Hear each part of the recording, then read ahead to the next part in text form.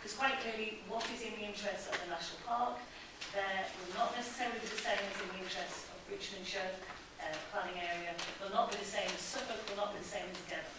You know, and these decisions need to be taken by local people. So I'm very, very concerned.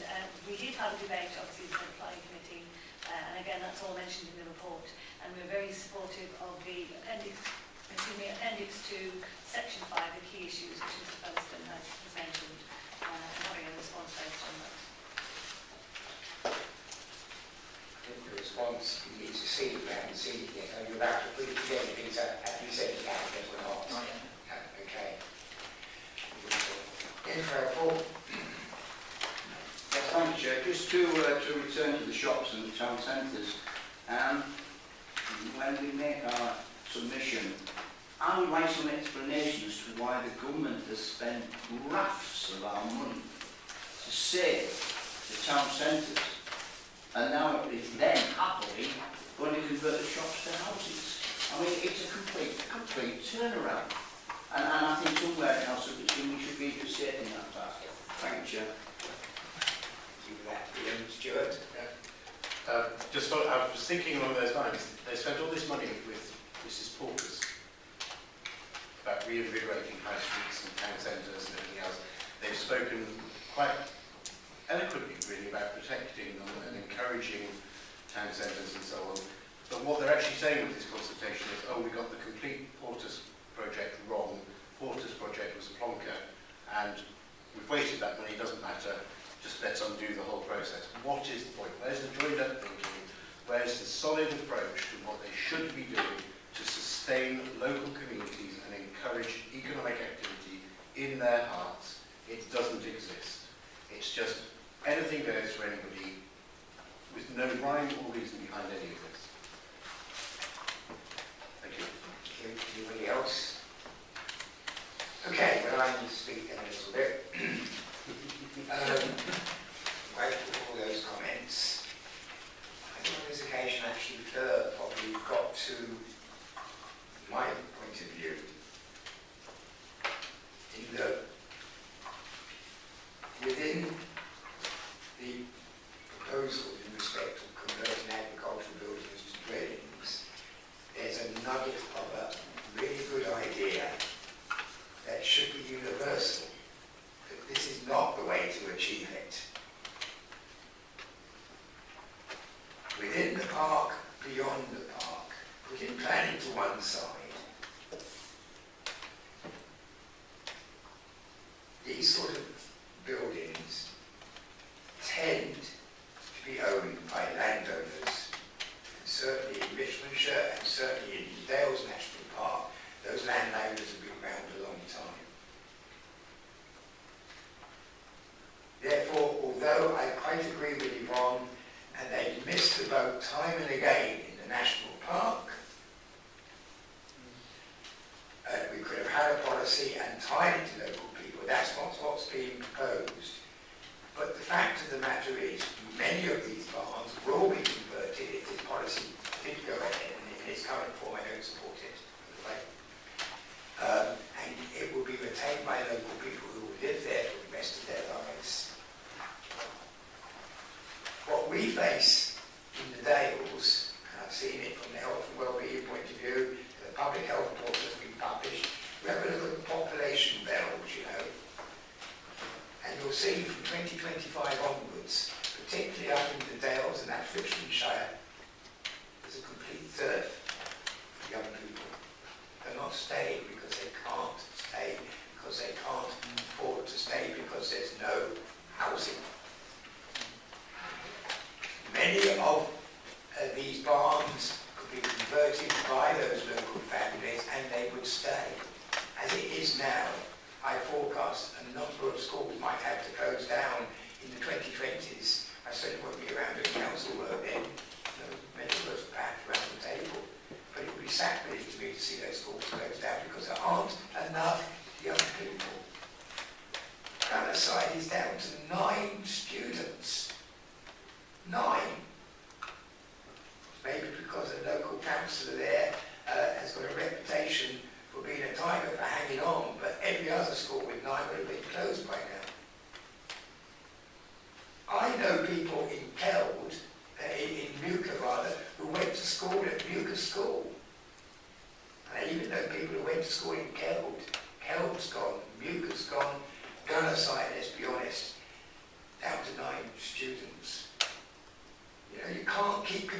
going without young families. And so the nugget of the idea that is so good about this is that it would be a way of keeping young local families local, but not to be achieved by a free-for-all. I couldn't agree with you more. Time and again at the planning committee, and I've been there 17 years, believe it or not, I have said what a good barns policy Richmondshire has. I've said it. Maybe one or two nuances might be necessary, Peter. But what it does is allow barns by the roadside, in particular, that have no future whatsoever in agriculture, to be used as homes. And there's plenty of those in the national park, in enclaves, in little villages that aren't within the development plan, that would find local ownership, local families living there, bringing that enclave to life, bringing that little settlement to life, and providing a base for local families to stay and keep our communities going. I say this from the heart. So there really is, from the point of view of well-being, in what's being put forward, the nugget of a really good idea, but of course the implementation is completely wrong. And putting aside planning, you know, we need to remember that also the issues around small businesses. I was looking at a report from the Dept. One of the highest percentages of self-employment and small businesses exists in Richmondshire. We looked at that last week, weren't we, Tony? You know, these businesses need trade. So I would like to think that we could put forward a consultation response, welcoming the principles around the idea of converting certain barns into homes for local people, quoting what a good policy we have here in Richmondshire, suggesting that what they are proposing would actually throw that good policy out, but not losing the nugget, you know, the thread running through the idea that yes, some barns could be very usefully converted into homes for local people without destroying the landscape, without destroying the environment, and actually benefiting the infrastructure within the communities. And that's what I think we can put forward using our power of competence, without actually then dealing at too low a level with the planning. The planning will make their own responses. I do think within our response we need to point to how well our barns policy has worked, how using that as a way forward, without all the free-for-all, might be a way that we could deliver that across the piece here in Richmondshire.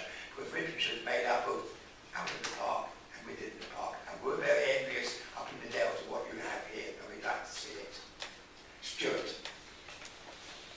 Yeah, can you add something about affordable houses for Yes, local of course. people? Yeah. Because you mentioned for local people, but if they're out, price-wise, it's bonkers then. In part, of course, Stuart, the affordability comes from the ownership of the site, which tends to be in local hands. That's the point. But I do agree with you that there's no way that you can stop, under the government's proposals, a barn simply being done up and sold on. Yeah. There were those opportunities, weren't there, Yvonne? And they were eschewed time and again. No, it didn't move on. That was the point. And maybe if it moved on, maybe they'd have seen it, maybe the National Park might have become a beacon to do it instead of being involved with it. So we support what's being put forward from the planning committee in the way of, you know, we've already got something good, why spoil it? We'd like to share in some of the beneficial elements of that policy up in the park. You've heard the differences, without spoiling the landscape. And from the point of view of economic and social well-being, there are some benefits in what's being put forward. But please, let's have a better implementation. Jane. Yes, just very briefly, Chair, and speaking specifically about barns or agricultural buildings, should I say, my real concern is if these proposals are accepted wholesale, as they are now, that you will actually see in all areas an asset stripping of farms and small holdings. because I think very few of those barns and those agricultural buildings will actually be converted for the use of turn into affordable accommodation for the use of the farming families who live there at the moment and subsequent generations of farming families. I think a lot of them will be converted to high-end, top-of-the-range holiday homes, retirement homes, second homes, and you'll get people moving in who really have no connection to the area that those barns are located in, and really pricing out of the market the very people that you and I are trying to help. And I think it's potentially a really dangerous, really retrograde step, and I think we should be really resisting it. I really do think very strongly. I hear what you say, but I think Yvonne will help me with this. She's here all her life. The ownership of barns up in the Dales is slightly different. And yes, of course, some will, because there's no restrictions to stop them being sold on to the second home market. But as I say, that leaves us in the Dales without the policy that you have here in Richmondshire, that would see a number of those barns being available for local families. Yes, it may be sold on, but I can assure you a number of local families have left because they're young local families, because they can't get a base in the housing market up in the Dales. And each one that goes takes away 2 or 3 of the youngsters who might grace the corridors and the classrooms of our schools, all of which are suffering declining roles. I really mean that. You know, we've got Bainbridge and Asbrick and West Burton. They're dropping down to the 40s and the 30s, am I right? Absolutely. So it's trying to weld the concerns that you have, Jane, and others have, which I share, with a desire to see something more akin to what we have in Richmondshire in the National Park, and looking at the economic and social well-being. Really what I think we're actually saying is, government, go away and think again. Don't throw the idea out completely. And if you want a good idea, here's one to look at: Richmondshire beyond the National Park itself. That's the sort of issue that I'm looking at. That's the way I think we need to tackle it. When there was a proposal to convert offices into houses, 157 planning authorities objected, including every national park. They all objected point blank.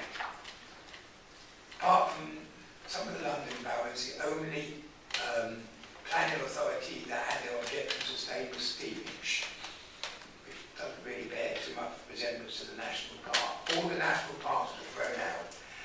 So is it one of policy, is it one as our strategy, simply blind no, no, no, simply be taken by the government as yes, yes, yes, or here's a suggestion that you've got a good idea, go and refine it and bring it back again. To me, the latter seems to be the way forward, and if we can weld the benefits in terms of economic and social advantages to the planning issues that we've already discussed, that to me would be a way forward for us as a council to put into this consultation. Do people agree with that? I agree with that. Will you then, please, Mr. McEwen, be able to put something together along with Mr. Featherstone and like my partners, but there you are. You don't want to put lawyers and planners together, and come up with something in time for the deadline. Yes, certainly. I think, Chair, following the round of the discussion, I think the best thing is if you simply delegate authority to yourself and Peace to prepare the response, and obviously we'll do a consultation with the leader. Any amendment you'd like to consider the response that gets sent out. And we'll incorporate all of those points within it. But I think in terms of putting that into a resolution, it might be quite good. I think it would be extremely difficult. I'll move that proposal, and perhaps then, because there is an issue, could it be put together in consultation with the leader of the council and the chairman of the planning committee? Because I think it does need to well these together. Can I say something? Well, Just very, very briefly. Yes, I mean, and that's fine, Chair. I have to say, the great sadness is at the end of the day, whatever we do, it's going to be ignored. Because, as with so many things, they've made their mind up already. I don't necessarily disagree with that, but I want to give a message out to communities in Richmondshire. As a council, we care about their economic and social well-being, and we also care about their environmental well-being as well. Because I agree with Yvonne, the last person you'll find in me is somebody wanting to see all those barns on the fell site converted. By the same token, I drive through some of the little villages, there's barns there that suffer just simply the coincidence of not being within a development country. And yet, begging, Brecon Bar's one, Yeah, fall begging, down as well.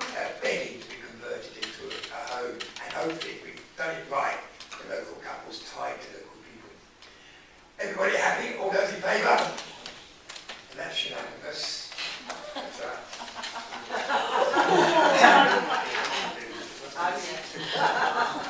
Thank you very much indeed for coming along, Peter. I'm very grateful for your offering. Thank you for that. Thank you. We'll get back to the agenda.